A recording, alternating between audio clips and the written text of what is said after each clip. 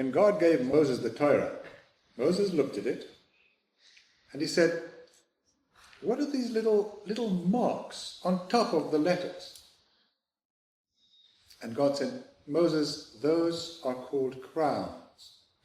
And Moses said, well, what do they mean?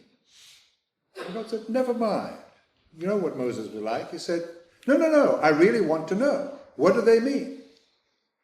And God said, Moses, one day there will be a man who will explain every single one of those tiny marks. And Moses said, really? Could I see this man?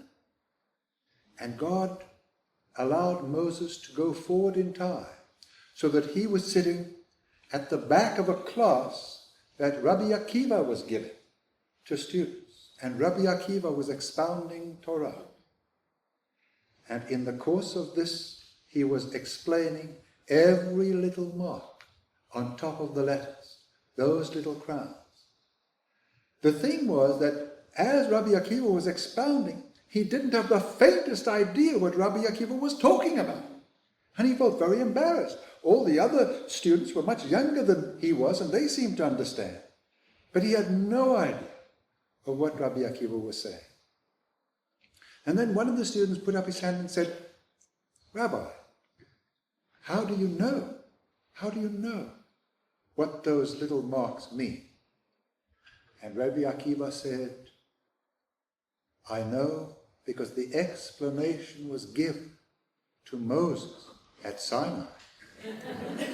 And then Moses felt much better, and he was ready to return. But as he was leaving, he said to the Almighty, he said,